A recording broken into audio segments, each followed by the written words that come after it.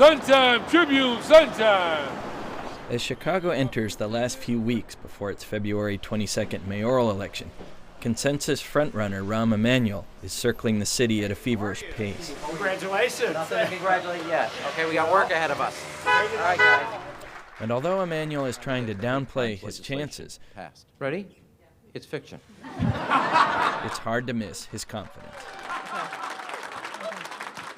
Besides Emanuel, there are 3 other high-profile candidates in what is the first open mayoral election in Chicago in 60 years. I'm the candidate who is ready. Despite the historic nature of the vote, candidate Miguel Del Valle says the mood around the city is a sour one. 43 years we had a Mayor Daley, father and son. And so all of a sudden, the people in the city of Chicago have an election for an open seat for mayor, and some don't know exactly what to make of it. Chicago City Clerk Miguel Del Valle is the only one of the 4 candidates to have been elected to citywide office before. He says current Mayor Richard M. Daley has done great things for the downtown, but he says this election should be a referendum on the parts of the city where some still struggle for basic resources. How can we have a true world-class city when we don't have world-class neighborhoods, and instead we describe some neighborhoods as food desert? That's more of a third world country description than it is a description of a world-class city. Many of Del Valle's votes will come from Chicago's large Latino population, numbered at around 700,000.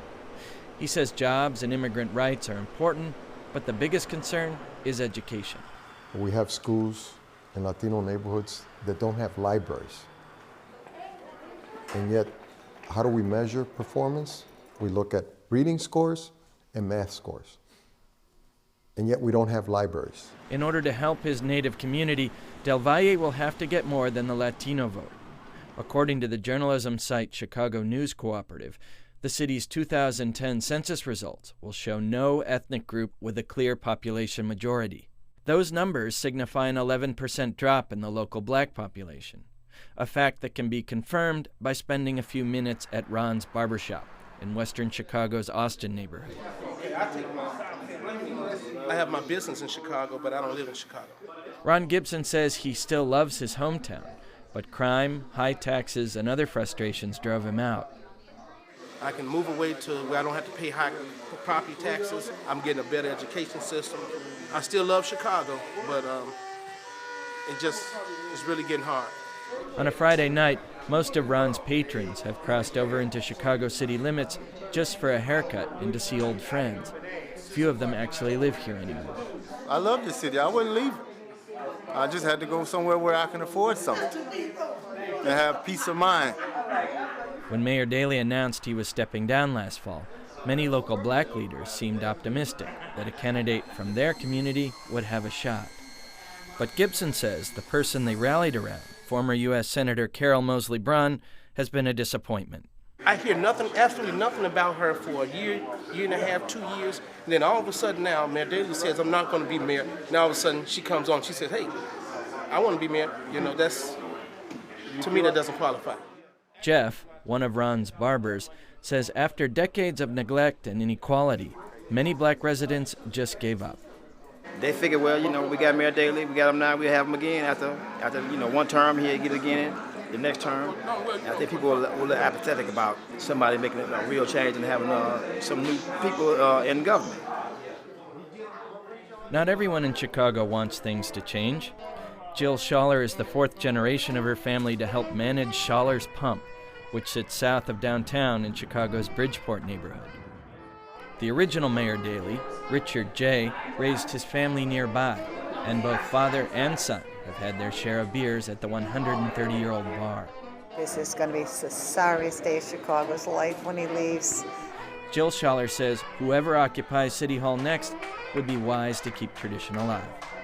I pity whoever it is. I truly do. I pity them because these are big shoes to fill, so the new guy's never going to do it right.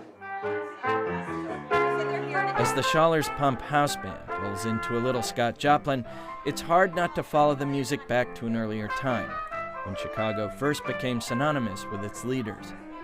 a time captured by famed Chicago newspaper columnist Mike Royko, who once wrote of Mayor Richard J. Daley.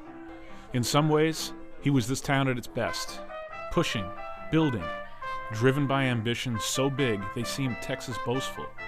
In other ways, he was the city at its worst, arrogant, crude, intolerant. And while for the first time in decades a man named Daley will not be on the ballot, Chicagoans seem poised to elect someone of the Daley ilk, if not in name, certainly in adjective. The adjective, opportunistic. Opportunistic. Entitled. He's passionate.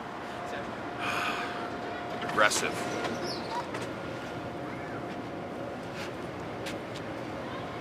For Time Video, I'm Jesse Hardman in Chicago.